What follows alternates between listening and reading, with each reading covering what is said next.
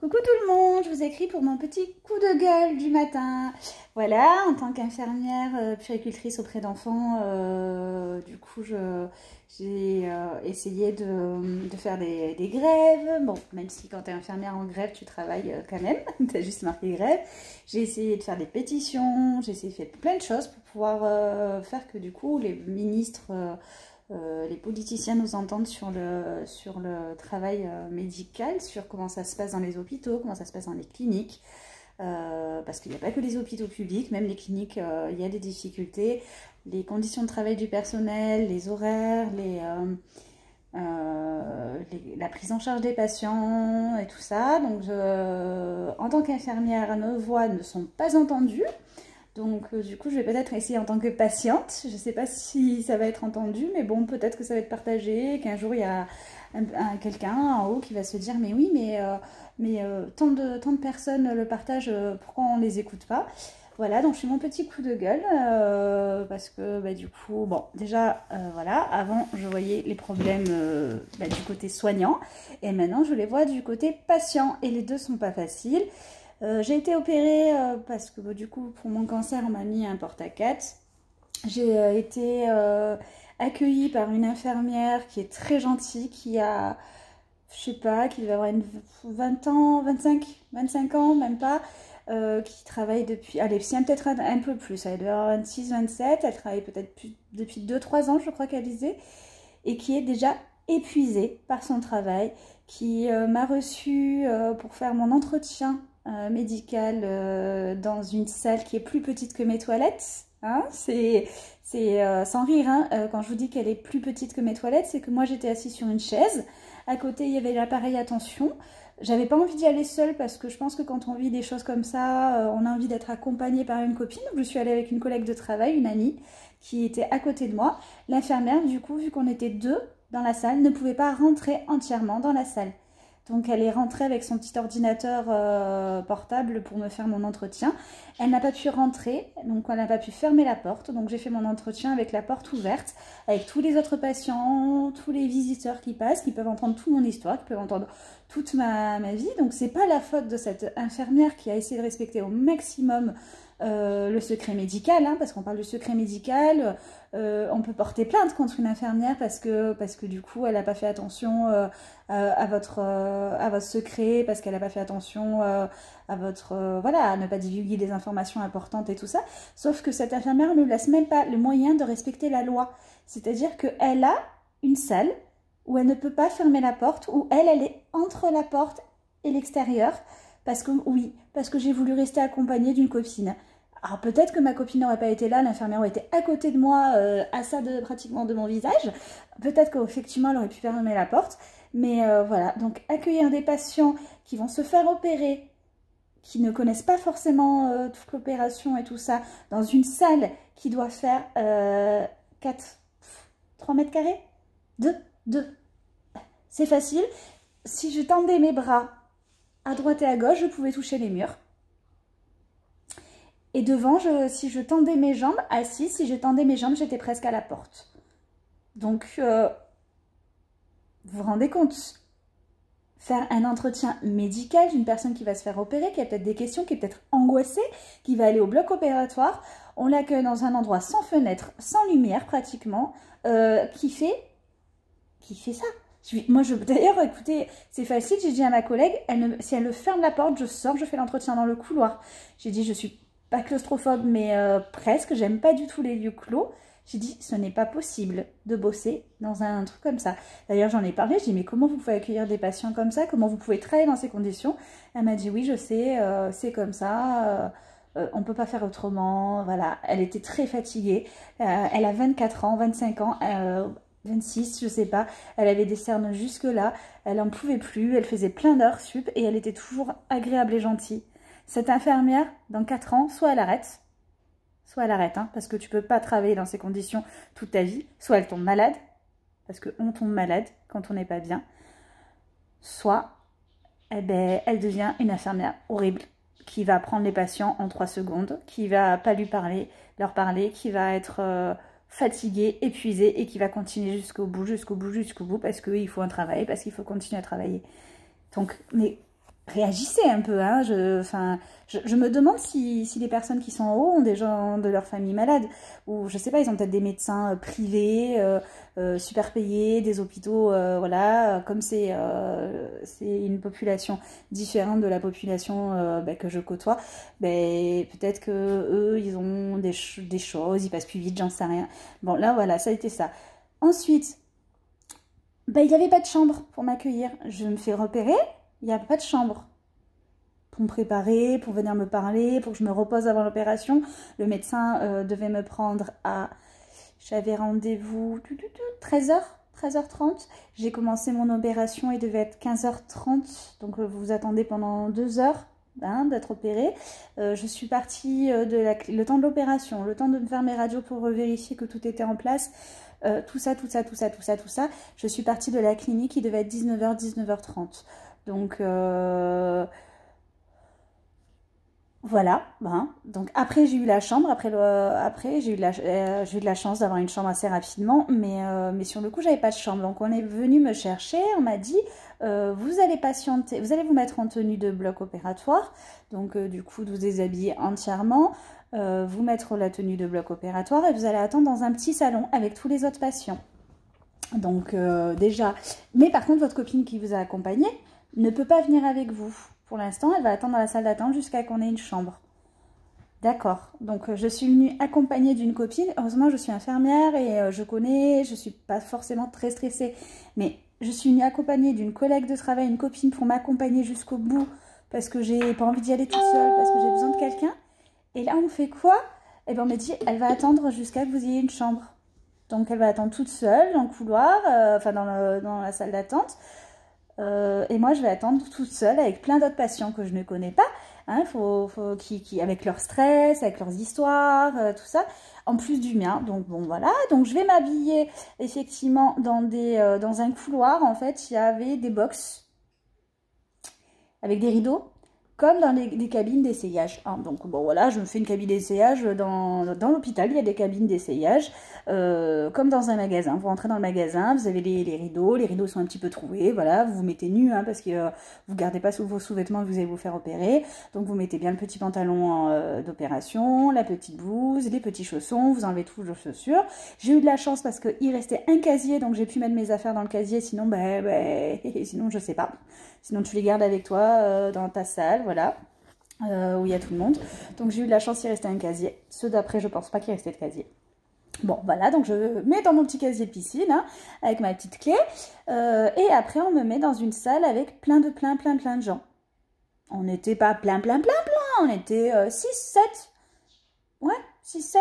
Allez, 1, 2, 3, 4, 5, 6. Ouais, 6 ou 7, ça dépendait. Il y avait des gens qui partaient, qui revenaient. Alors, c'est bien. Hein, moi, je suis à l'écoute, j'aime les gens, j'aime beaucoup voilà, je rassure. Mon côté infirmière est là, donc je coucoune tout le monde. Par contre, nous avons des patients qui sont hyper angoissés de leur opération. Nous avons des patients qui vont blablabla. Nous avons des petites mamies qui sont fatiguées.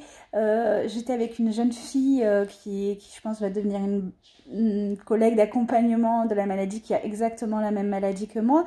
Et on était toutes là, tous, parce qu'il y avait un homme aussi avec nous, tous là à attendre que les médecins finissent. Ils en ont pour 1 heure, 1h30, 2 heures d'opération, ou pour qu'on ait une chambre.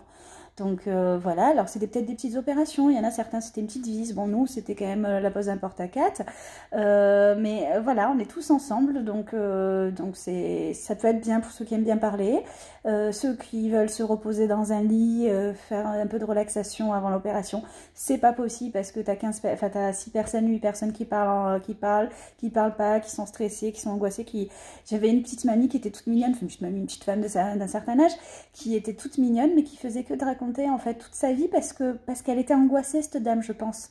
Donc elle nous racontait son petit-fils, ses petits-enfants, hein, elle nous racontait que c'était très agréable, mais elle avait besoin de parler. Et donc déjà, il n'y a pas de professionnel pour l'écouter, il n'y a pas eu forcément d'écoute, hein, de dire bon, comment vous allez, voilà. Parce que quand on est dans une salle, l'infirmière, elle va pas passer voir tous les patients en disant ça va, comment ça va. Déjà, on n'a pas le temps, hein, je vais être claire, on peut pas. Hein, mais, bonjour, voilà, on le fait à l'entretien, ça va, oui, bon, c'est bon. Après, on peut plus nous voir. Moi, j'ai plus vu d'infirmière jusqu'à l'opération. Et après, j'ai vu une une infirmière qui est passée me voir, j'ai attendu 1h30 après l'opération, qui est passée me voir une fois. Donc bon, super, hein. Donc voilà. Donc personne ne peut venir vous voir, vous rassurer. Vous avez d'autres personnes à côté qui vous racontent tous leurs problèmes. Donc voilà.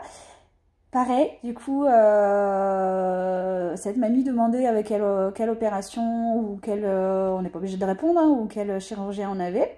Ça m'a permis du coup de me rapprocher effectivement de la jeune fille qui avait le même chirurgien que moi et parce qu'elle va avoir du coup la même chose que moi. Et du coup, cette jeune fille qui a mon âge, hein, jeune fille, voilà, cette dame qui a mon âge, on lui a pas forcément expliqué l'opération qu'elle va avoir. Elle sait ce que c'est, elle sait plus ou moins comment ça marche, mais pas beaucoup. Donc c'est moi en tant que patiente, mais en tant qu'infirmière qui lui dit viens, je vais te rassurer, ça se passe comme ça se passe comme ça. Elle m'a demandé parce que on n'a pas eu le temps de prendre, on n'a pas pris le temps, on ne peut pas, de lui expliquer l'opération, comment ça se passe, où ça se passe, qu'est-ce qui va, voilà. Et c'est pas le personnel. Moi qui ai vu les deux côtés, oui, les patients se plaignent du personnel, ouais, le personnel, mais le personnel ne peut pas le faire bien comme il faut. Quand on le fait, moi je le faisais, il y a une époque où je le faisais, oui, je prenais le temps. Par contre, du coup, j'allais pas assez vite pour les autres patients. Par contre, je faisais 1 heure à 2 heures d'heures sup, qui n'était pas forcément, au bout d'un moment, c'est un choix. C'est, soit tu fais tes heures sup et t'es pas payé forcément parce que t'as été lente, hein, donc c'est ton choix, hein. Soit t'es payé parce que t'as une formatrice, une cadre, une supérieure qui est sympa et qui va dire bon là il y avait du travail, ok on va te mettre ton heure sup, tu vas les rattraper, mais quand est-ce que tu peux les rattraper, hein, parce qu'après quand tes collègues sont malades tu les remplaces, enfin voilà. Donc j'ai vu ce côté-là, je vois le côté patient qui oui les gens râlent, les gens ne sont pas bien, ils ont peur, mais c'est complètement normal. Moi, j'étais infirmière, j'ai eu peur à un moment, je vais me faire opérer, j'ai pas l'habitude, Et là, voilà, t'as plein de gens qui y parlent, t'es tout seul. Donc du coup, c'est moi qui ai expliqué à cette jeune fille comment ça allait se passer, voilà, alors, une jeune fille très positive et tout, donc il n'y a pas eu besoin de beaucoup la rassurer, mais c'est une patiente qui lui raconte ce qu'on va vivre toutes les deux. Alors bien sûr, vous comprenez qu'on a du coup, en parlant de ça, on a commencé à parler, à parler de ce qu'on avait. Donc du coup, les six personnes qui étaient avec moi, j'étais pas obligée, hein, mais les 6 personnes qui étaient avec moi ont su que j'avais un cancer et que j'avais 29 ans. Donc oui, effectivement, la petite mamie, elle a arrêté de parler parce que du coup, elle se plaignait d'opérations, de son pied, d'autres choses qui étaient importantes pour elle, et que dès qu'elle se dit mince, les petites jeunes, elles ont 29 ans, elles ont un cancer, voilà, ça lui a fait mal, elle s'est dit mais pourquoi, elle m'a dit je suis désolée, je me plains, mais elle n'a pas à dire ça, c'est normal qu'elle ait peur, c'est normal qu'elle parle de sa vie. Et nous, on n'avait pas forcément envie que tout le monde le sache ici, et comme on était deux, à ce moment-là, on a parlé à ce moment-là parce qu'on en avait besoin, parce qu'on avait besoin de parler à quelqu'un, de savoir, et donc du coup, tout le monde l'a su. Voilà. Après, on a eu de la chance, franchement, je pense qu'au bout de 45 minutes, on a eu une chambre, nous, parce que l'opération était un peu plus importante que certaines qui étaient là, donc du coup, on a eu la chambre, on était toutes les deux, donc voilà. Voilà, donc moi, je suis allée chercher ma copine dans le couloir, en tenue, hein, que je suis allée à l'accueil à la salle d'attente du service, en tenue d'opération, la Charlotte, le machin. Elles m'ont fait changer les chaussures parce que du coup j'étais allée là-bas, parce que personne ne pouvait aller la chercher, voilà. Donc ma collègue est venue avec nous dans la chambre, donc là ça s'est bien passé, j'étais contente d'être accompagnée. Donc après je vais au bloc opératoire, hein, au bout de... Franchement, j'ai dû attendre 1h30, je sais pas combien de temps, ouais, 1h30, je suis arrivée à 1h, j'ai arrivé à midi. À midi, le temps de faire les étiquettes et tout ça, j'ai été prise en charge peut-être à 15h. Mon opération devait être à 13h et j'étais prise en charge à 15h. Donc jusqu'à 15h, je suis restée dans la chambre avec ma collègue. Heureusement que je suis accompagnée, hein, parce que c'est ennuyeux, c'est dur. Ensuite, du coup, on vient me chercher. L'ambulancier était très sympa. Voilà, j'ai ressenti ce qu'on peut ressentir quand on va au bloc opératoire. Je ne pensais pas. Le fait d'être couché avec plein de blouses médicales autour de toi, dans les couloirs, d'avancer dans des couloirs qui deviennent de plus en plus sombres parce que la lumière du soleil au bloc opératoire, en salle de réveil, tout ça, il n'y en a pas. Hein, c'est vraiment fermé, clos et tout ça. Donc, avec des lumières qui se transforment, qui deviennent un peu plus terne, l'hôpital qui est pas très très beau, hein. Franchement, l'hôpital était très très moche. Donc du coup, des murs blancs, gris, un peu, voilà. Et ben franchement, je peux vous dire, pourtant, je sais ce que c'est. J'ai travaillé un peu, enfin, j'ai fait des stages au bloc. J'ai eu peur. Alors oui, je rigolais, voilà. J'ai dit, ah, je suis dans un manège, on dirait les portes avec les deux portes qui s'ouvrent. On ne sait pas où on vous emmène. Vous avez un drap sur vous jusque-là, on vous emmène dans un endroit, voilà. Donc heureusement, l'ambulancier, pardon, ah, j'y arrive plus. Du coup, la personne qui m'a amenée a été géniale, hein, vraiment.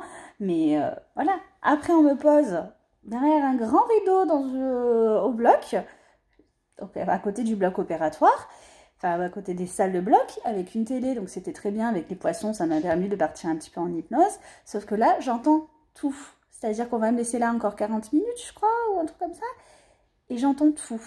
J'entends les gens qui se font aspirer à côté. J'entends les gens de salle de réveil qui se réveillent en angoissant. J'entends les infirmières qui disent au médecin « il saigne un petit peu trop, venez ». J'entends tout ça. Tout. Mais qu'est-ce que ça peut ne pas... Comment ça ne peut pas être angoissant pour des patients qui viennent se faire opérer et qui entendent un patient qui tousse à côté, qui se réveille, qu'on est obligé de désintuber, voilà. Alors tout est fermé, y a les rideaux, les infirmières essayent au maximum de chuchoter. Franchement, elles ont été très sympas, mais t'entends les bips, t'entends tout. Tu vas te faire opérer, déjà on te laisse dans 45 minutes voilà, dans un truc avec ça, et t'entends tout. Mais faites-vous opérer dans ces conditions, hein, enfin vraiment, comment le corps qui prend plein de stress, plein d'angoisse juste avant l'opération, c'est génial, on sait très bien qu'il faut être plutôt détendu, là c'est génial, hein, donc même moi je commençais un petit peu à dire je suis pas très à l'aise quoi. Donc après, le chirurgien très gentil qui vient, qui m'explique, bon je le vois 5 minutes, hein, parce que du coup il peut pas, hein, il a plein de gens à voir, il n'arrête pas. Donc après, au bout d'un moment, on m'amène à la salle, on commence à me préparer, pareil, des infirmiers, un interne très sympa, rigolo, mais du coup, on attend le médecin. Et je réattends peut-être 20 minutes que le médecin revienne, le chirurgien, il dit, il va arriver, oui, mais il est arrivé, mais il faut qu'il aille voir les patients entre-temps, il faut qu'il ait... Voilà, donc j'attends. Opération après sous anesthésie locale, ils ont été très très sympas, c'est pas très agréable, hein. La jugulaire, j'avoue qu'on appuie, on machin, moi qui ne supporte pas avoir cette sensation d'étranglement, je supporte pas qu'on me prenne par le cou, par exemple, même pour rigoler, quand j'étais jeune, ou pendant quand je faisais du taekwondo, pour se faire enlever les choses, c'est quelque chose que je ne supporte pas, donc l'opération, j'arrive à faire de l'hypnose, j'ai travaillé dessus, mais c'est pas très agréable. On entend les aspirations, les machins, en tout cas ils ont été géniaux, ils ont été super sympas, voilà. Donc vraiment très très bien. Après, du coup, on m'amène en salle de réveil parce qu'il me faut attendre le temps du coup, de la radio. Donc je suis en salle de réveil, je suis très confiante parce que moi normalement j'ai pas besoin d'aller en salle de réveil, hein. J'ai une chambre, l'opération s'est bien passée, j'ai pas d'anesthésie, voilà, donc c'est juste pour attendre la radio. Donc en salle de réveil, tu vois tout le monde qui se réveille, hein, qu'on enlève l'intubation, voilà. Et donc c'est des gens qui ont vécu des opérations très très difficiles, qui sont endormis, qui se réveillent parfois facile, parfois pas facile, les infirmières qui sont là, pareil, des petites jeunes infirmières qui étaient top, mais qui gagnent, j'ai parlé avec elles, qui gagnent un salaire de misère par rapport à ce qu'elles font. J'ai parlé à une petite jeune, elle fait 1400 €. 1400 € et avec ses gardes de nuit, ses week-ends, bon, des fois elle a des petites primes. Alors 1400 €, ben oui, c'est pas très cher, 1400 €, on fait pas grand-chose. Elles ont fait 3 ans, 4 ans d'études. Si c'est des infirmières de bloc ou des trucs comme ça, elles ont fait 1 an ou 2 ans de spécialisation. Et elle fait 1400 €. Bon, moi j'ai un salaire très bas aussi, hein, je gagne pas beaucoup plus, mais je me suis dit, bon, dans un hôpital, dans une clinique, elles vont gagner un peu plus. Alors oui, là c'était une clinique, mais non, en fait, elles gagnent pas plus. Je suis pas la seule, notre service n'est pas la seule, même si c'est des associations, des fondations, des machins. Là, voilà. Donc du coup, parfait, elle m'explique ses gardes, elle m'explique machin, très très gentil, qui prend vraiment soin des patients, qui regarde tous les patients et tout, mais bon. Donc là, j'attends. Elle appelle 3 fois, du coup, pour qu'on m'amène à la radio. Elle me dit, je suis désolée, c'est long. Mais j'ai dit, oui, c'est long. Moi, j'ai ma copine qui attend dans la chambre. Ma copine qui est infirmière de nuit, hein, donc du coup, qui doit bosser le soir même. Qui, là, je vois l'heure, je sais plus, 17, ou je sais plus combien, hein, 17h30 ou un truc comme ça. Et ma collègue est de nuit, donc je sais que dans 1 heure, elle doit partir au boulot. Hein, elle doit aller se préparer pour son travail. Donc du coup, ben... Et je me dis, bon, au pire, elle me laissera et elle demandera à quelqu'un d'autre. Je rentrerai en tram, je prendrai le tram, le bus, j'appellerai quelqu'un. Voilà, j'attendrai 21h, 22h que les gens puissent venir après le boulot, j'en sais rien. Parce que je veux pas qu'elle arrive en retard, hein, parce qu'on pense à nos patients. Je veux pas qu'elle arrive en retard pour les patients. Je veux pas que mes collègues fassent encore des heures sup. Voilà, parce qu'on est patiente, on est encore infirmière. Donc j'attends. J'ai peut-être, je sais plus, attends, 40 minutes encore, j'en sais rien, je sais plus. Bon, j'attends, je regarde, hein. Moi j'apprends, hein, j'écoute un peu les choses, hein. C'est la curiosité mal placée, mais c'est parce que j'ai pas fait beaucoup de salles de réveil, donc j'apprends. Ensuite, on m'amène à la radio. Et là, on m'amène en fait dans le service de radiologie, qui est et de l'hospitalisation complète, et de l'hospitalisation de jour, et des consultations. Et en fait, on nous met dans un renfoncement, dans le couloir, dans un renfoncement. Hop, les lits à côté des lits, les fauteuils à côté des fauteuils. D'ailleurs, je ne sais pas comment ils font enfin, le lit, moi, il a tapé 4 fois. Hein. Le monsieur, il était désolé. Il a tapé 4 fois contre le mur. Il m'a dit, mettez bien vos mains à l'intérieur parce qu'il n'y a pas de place, parce qu'il y en a une qui est en fauteuil, il y a d'autres lits. Donc, moi, j'ai rien. Hein. Donc, je vais me faire opérer. Mais voilà, il a tapé 4 fois. Il était vraiment désolé. En plus, il faisait vraiment attention. Il décalait tout le monde. Mais, eh ben oui, ben ça tape partout parce que voilà, hein, ça tape partout. Donc du coup, très bien, hein, encore. Hein. Donc on attend, donc on n'est pas bien, on voit tout le monde, les gens vous regardent parce qu'ils viennent en radio juste parce qu'ils ont une petite écho à faire, un petit poignet, quelque chose, et qui viennent en consultation de l'extérieur. Et donc là, ben nous... tout le monde nous voit dans le couloir. Hein. Moi, j'étais pliée en deux, un peu dans le cou, donc ça rassure pas. J'avais une petite mamie à côté qui était toute mignonne, qui avait en fait les draps au-dessus de ses pieds. Il faisait froid.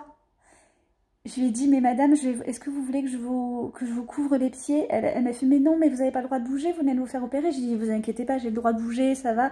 Elle m'a dit, mais je veux bien. Je suis la patiente, je suis à côté, je lui ai recouvert les pieds parce que cette petite mamie, qui devait franchement avoir 80 ans, elle avait les pieds à l'air qui devenaient blancs bleus parce qu'il faisait froid, qu'il y avait les portes ouvertes et qu'elle avait ses petits pieds à l'air. Elle m'a dit, mais vous êtes trop gentille, madame, vous êtes trop mignonne.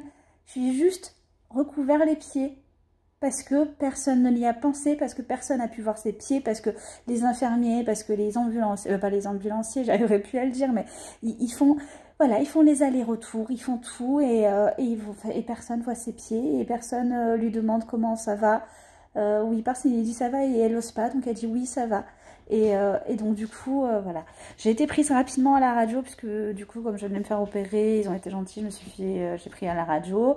Par contre, j'ai encore attendu... je vous ai dit, je suis rentrée dans la chambre, là il était 17h30, j'ai dû rentrer 18h30 dans ma chambre. Parce que du coup j'ai attendu encore l'ambulancier après, enfin pas l'ambulancier, j'arrivais pas aujourd'hui pour me monter à l'étage. Donc les petites mamies, elles ont attendu je sais pas combien de temps dans le couloir aussi qu'on les remonte. Hein. Voilà. À un moment j'étais très fatiguée, je pense que je devais avoir un peu les larmes aux yeux parce que j'étais vraiment, je commençais à avoir un peu mal et je pense que tout ça m'a émue. Et j'ai une petite fille qui était venue en consultation, la petite fille devait avoir 2-3 ans. Qui m'a vue et qui est venue me parler. Elle avait 3-4 ans. 3-4 ans. Elle parlait à 4 ans. Elle parlait, mais elle me fait « Bonjour, ça va ?» Voilà. Ça m'a beaucoup émue. Une petite qui a vu que j'étais pas forcément bien, qui vient en consultation. Sa maman était en train de régler les papiers avec la secrétaire. Elle vient, elle me regarde et elle me dit « Ça va ?» et elle me donne la main. Elle a 4 ans. Heureusement que l'humain existe encore, hein. Heureusement que l'humain existe encore. Et là, je me suis dit, mais oui, non, mais ça va, tu peux pas craquer, enfin, de toute façon, tout va bien. Voilà, enfin, c'était tellement beau. Mais cette petite, est-ce qu'elle avait besoin, à 4 ans, de voir des gens blessée, moi avec les gros pansements pliés en deux, qui me tient le cou, et mes larmes aux yeux, et de se dire, et qu'elle, elle vient de me dire ça va, qu'elle vient de me rassurer, qu'elle vient de me faire des sourires, qu'elle voulait plus me quitter, ça m'a eu du mal à lui dire, bon viens, rentre. Enfin non, cette petite, elle n'a pas forcément besoin de voir des gens comme ça dans le couloir. Alors oui, elle est mignonne, oui, on ne sait pas ce qu'elle a pensé, mais si ça se trouve, c'est cette vue d'une femme avec un énorme pansement plié en deux comme ça, avec pratiquement les larmes aux yeux, parce que du coup on est fatigué, on n'est pas bien. Cette petite, à 4 ans, n'avait pas besoin de le voir.